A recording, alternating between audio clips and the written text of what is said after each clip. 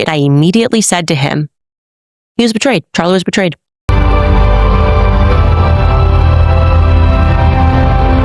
Hey y'all, let's talk about what everyone has been talking about since September 10th, 2025, Erika Kirk versus Candace Owens, and just how ridiculous the entire situation has become. For a while there, I was watching Candace Owens religiously and really loving every minute of it. I still enjoy a lot of her content, but there was something calling out to me, telling me to take a step back and indulge in some other perspectives. So I did what any good journalist would do and started watching the opposite side of the internet, the side that says Candace Owens is crazy, to see if maybe they were saying something that was of interest to me. What I discovered was a ton of bullshit on both sides. Really, I don't see any of that kind of behavior from Candace. Nothing she does comes across like, I'm not saying she doesn't have kids. I do believe she has kids. I do believe she has a lot more help than she gives off, though. It's more than just a nanny. And I promise you on everything, that when Savannah, my manager, came down the stairs and delivered the news that Charlie had been shot, I went into my husband's office and I cried, and I immediately said to him, he was betrayed. Charlie was betrayed. And my husband said back to me, you don't know that. We don't know anything yet. And I said, I know. Now, empirically, that argument fails. I get it. But no one can explain why or how I had this sense of dread in the very week leading up to Charlie's assassination. No one can offer why I knew that there was danger coming specifically to a school, and why I felt that it was related to bees, why the feeling was so overwhelming that I hired extra security and took my podcast off air and pulled my children out of school. We are here to welcome one of the conservative movement's most talented, most outspoken, and most faithful leaders, Erika Kirk, to our great state. We're so proud to have her, and we're so proud of the incredible work that she is doing to help encourage students across the country to engage and join Club America, which we're launching here in Arkansas, and we're just honored to have you. Thank you. God bless you. We're so grateful, and thank you for honoring Charlie and his legacy and his mission to have a Club America on every high school chapter across the country. So God bless you guys, and thank you.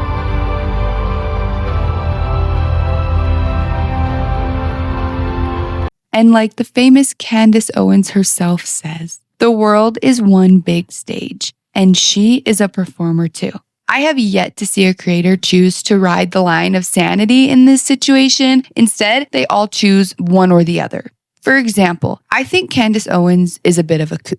Not even about the evil stuff going on, but the way she claims to talk to God and have special powers. Everyone has dreams about the things they think and obsess over, so it's not surprising she would be having vivid dreams. She also has 4 kids under 5, so I assume she is up sometimes throughout the night, unless she does have a night nurse, which many people speculate that she does. But waking up and falling back asleep multiple times at night will increase the chance of remembering dreams. If someone wakes up during REM sleep, they're more likely to remember, since people mainly dream during their REM sleep.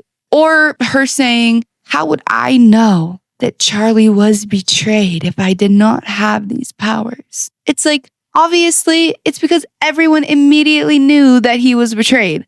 I know for myself anyways, as soon as it happened, I thought, another inside job. On the same hand, I think Erika Kirk is a super weird, performative, money and power hungry Erika Epstein Rothschild. Yes, I do.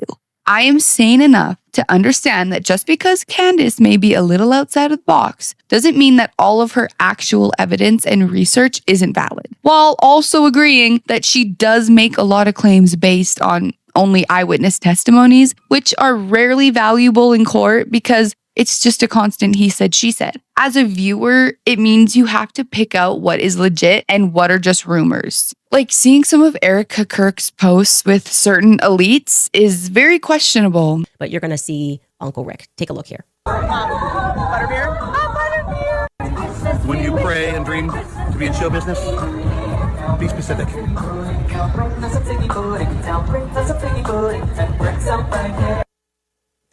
By the way, I should mention he's high up at Universal. So is her winning Miss Arizona while Trump and her uncle's company, Universal, owned the pageant. The Romanian orphanage is also weird. The church giving away young rape victims' babies to paying customers is not a new thing going on. What do you think happened at the residential schools in Canada? They kidnapped children as young as 5 years old from their homes, forced them to speak English, beat them, and raped them. The priests would go into the infirmaries where the children were already unwell and grape. Many children died and are still lying in unmarked graves till this day. So no, I don't think those accusations are that crazy. At the same time, I don't find it that bizarre that Erika could have been Charlie's handler. But then, what does that make Candace's husband George? They had a mysterious wedding that happened within 17 days of them meeting. Some claim it was a business marriage, but all marriages are business, so this has to go deeper than that. Candace is clearly paid opposition, frontlined to continue dividing people. She's sponsored by all the same companies everyone else is sponsored by. PDS Debt is one of the many, so she's taking dirty money just as much as the rest of them. Erika Kirk is a thief too, grifting off her husband's debt and potentially being part of this giant military operation to take over companies. Another thing is that Candace is friends with Andrew Tate and defends him fiercely, a man who stole money from girls he was sexually exploiting online. Her husband George is besties with Andrew Tate and has been for a long time, which really makes one question what type of stuff George did with all those girls that were just hanging around, or potentially guys. There's rumors that he's gay, which is wild, but you can't rule anything out these days. The Christian Catholic stuff coming from both Erika and Candace as well just rubs me the wrong way because everyone knows the church is the last place where God is at. The church is, and always has been,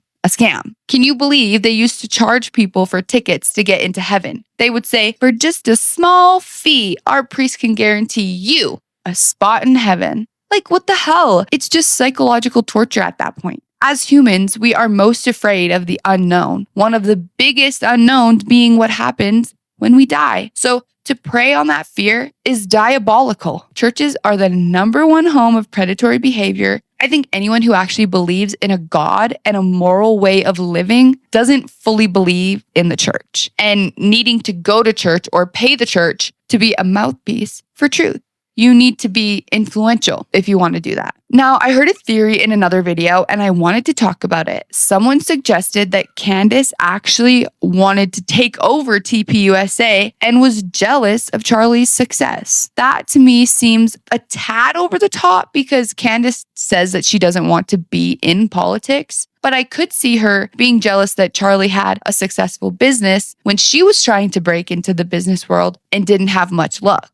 At the end of the day, Candace still needs YouTube to run her business. The next piece of this theory is that that's why Candace is now attempting to tear down TPUSA, which people have been arguing that to tear down the company your friend left behind as his life's work and legacy isn't being a true friend. Now, this is where my question comes into play. Do you think TPUSA is Charlie's real legacy and life's work? Or do you think his opinions, morals, and political views will always live on through his social media platforms? I think the death of Charlie Kirk was a very shady business, and I think everyone has taken what they can financially from it. Whether that's starting a war in Iran, hosting events where you let your late husband's rivals represent him, or a podcast series on how bad someone fumbled at picking a wife. This is all a tangled up web that keeps unraveling every day. We need to trust no one, question everything, and live to our highest moral code. Do you take a side, or do you think all of these people are slime?